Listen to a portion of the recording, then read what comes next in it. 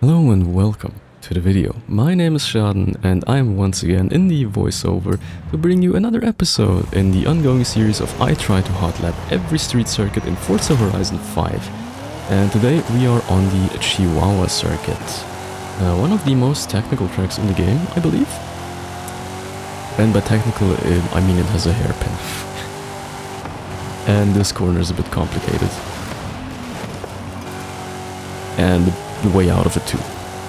But that is basically why it is technical. No, it's actually, I think this is one of those tracks where you need a lot of grip in a specific way. You need a lot of turning on your car, otherwise you're just not gonna make many of the corners, which is a rarity in Forza Horizon 5, because this game usually just deals in like high-speed tracks where you just need speed, power, and more speed, and corners are just like kind of an afterthought. So I'm happy to have at least one track. So far that is really nice and really technical. You need to spot all your braking points and be good everywhere. Now, I needed 3 laps on this first attempt to get a clean lap. But this time around I managed to kind of string it together, I think. Oh no, I didn't. Okay, so this is the setup for my first fast lap on this track.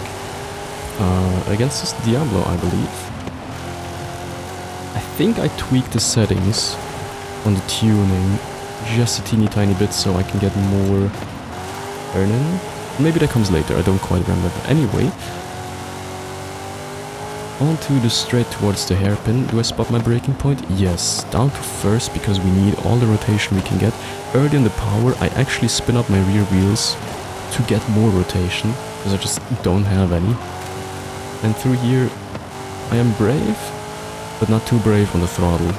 I'm brave on like the cutting side. It's nice that they open up the corner there at the end so you can actually just like stamp on the throttle if you like. And we finally managed to post a respectable time, but I felt like there was still more time in it, so I wanted to go again. This time I think I am against a Ferrari Monza? Maybe? I'm not quite sure, I don't recognize the car. What I do... oh no, wait, that is something completely different. Anyway, what I do recognize is that it has way more better handling. It has so much more handling than me. And at this point I didn't know if it was due to the car or due to my horrendous driving. I like mess up every single line that I could, including this one, where I didn't validate the lap. And yeah, okay, because I felt like I didn't have enough turn, I adjusted some more settings. I think I cut out the part where I adjust a bunch of other things, but I mostly tuned my differential. So diff tuning is where you adjust how much power gets sent to the left and right wheels, and because this is a 4-wheel car I also adjusted it so that there is more power on the rear axle of the car. Because the way it works is that if you send more power to the rear, your car is going to behave a bit more like a rear wheel drive car. If you send more power to the front, it's going to behave like a front wheel drive car.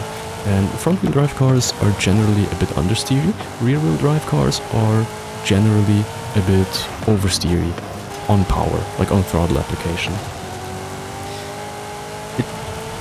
That is not necessarily a hard and fast rule, but it's like, in general, that is what happens.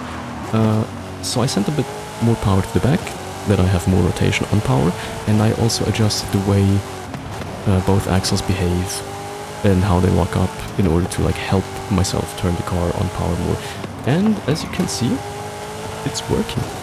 Suddenly I have similar, if a bit handling characteristics that are too well. I almost missed that post there by virtue of like having too much turn in. But yeah, you can tell I can take sharper turns faster than my competitor, which is exactly what I wanted. And I didn't have to tune all that much. It's like adjustments in the realm of 5%, you know?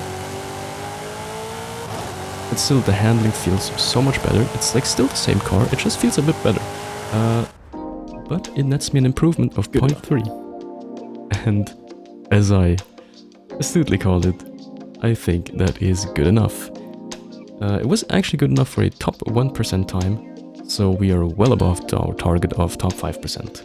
And with that, I think that's gonna be it from my side. I hope I'll see you in the next one as well, and until then, that you have a very, very wonderful time. Goodbye!